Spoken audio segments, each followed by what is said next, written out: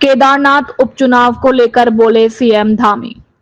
उत्तराखंड की केदारनाथ सीट पर चुनाव की आयोग ने तारीख घोषित कर दी। केदारनाथ विधानसभा सीट पर 20 नवंबर को उपचुनाव होगा। इसी को लेकर उत्तराखंड के मुख्यमंत्री पुष्कर सिंह धामी ने कहा कि प्रधानमंत्री मोदी के प्रधानमंत्री बनने के बाद भव्य केदार और द्वितीय केदार बना है। 2013 की आपदा के बाद केदारनाथ में काफी नुकसान हुआ था। पूरा परिसर क्षतिग्रस्त हो गया था। आसपास के क्षेत्र में बहुत नुकसान हुआ। वहां पर नवनिर्माण और पुनर्निर्माण के कार्य किए गए और आज पूरे देश दुनिया का केंद्र बिंदु है।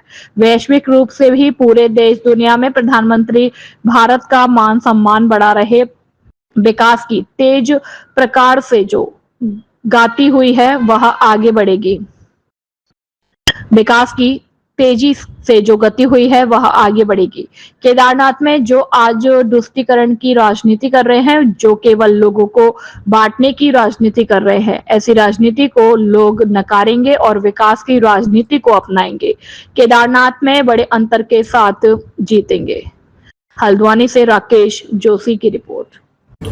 देखिए, वो चुनाव बहुत ही ऐसी परिस्थिति में हो रहा है जब वहाँ से हमारी जो विधायक थी आदरणीय शैला रानी जी, उनका दुखद रूप से हमारे बीच से वो चली गई और इस परिस्थिति में हो रहा है। और केदार धाम माननीय प्रधानमंत्री जी के प्रधानमंत्री बनने के बाद जिस प्रकार से उसका नवनिर्माण हुआ है, पुनर्निर्माण हुआ है, एक भव्य केदार और दिव्य केदार बना है। निश्चित रूप से वो हमारे प्रधानमंत्री जी के बहुत हृदय के निकट है। उस स्थान का एक आस्था और श्रद्धा का एक बड़ा केंद्र है। तो वहाँ के लोग विकास जो वहाँ पर हुआ है उस विकास को आगे बढ़ाएंगे। पिछले दिनों जो आपदा आई थी वहाँ पर, उस आपदा में भी जिस प्रकार से तेजी से काम हुआ है सब लोगों ने देखा है।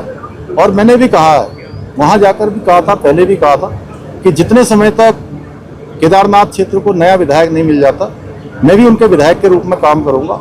उस कड़ी में अनेक कामों को हमने आगे बढ़ाया। विकास का क्रम वहाँ शुरू हुआ है। दूसरे चरण की यात्रा अभी प्रारंभ हुई है और इतना सारा 29 स्थानों पर सड़क मार्ग अवरुद्ध हो जाने के बाद, भूस्खलन होने के बाद, संपर्क कट जाने के बाद अब यात्रा फिर से जोरों पर वहाँ पर हो गई है। देश दुनिया के लोग यात्रा में आ रहे हैं, श्रद्धालु आ रहे हैं, तीर्थयात्री आ रहे हैं। हम सबकी सुविधा, सबकी सुरक्षा का विशेष ध्यान रखते हुए जो हमारे पहले चरण की यात्रा में हमारे होटल वालों को, घोड़े खच्चर वालों को, वहाँ के संचालकों को, जो यात्रा से जुड़े हुए लोग हैं, टैक्सी ड्राइवरों को, जिनका इस चारधाम यात्रा के कारण से अपना काम चलता था, थोड़ी बहुत परेशानी हुई। निश्चित रूप से हमने तय किया है कि इस बार की दूसरी चरण की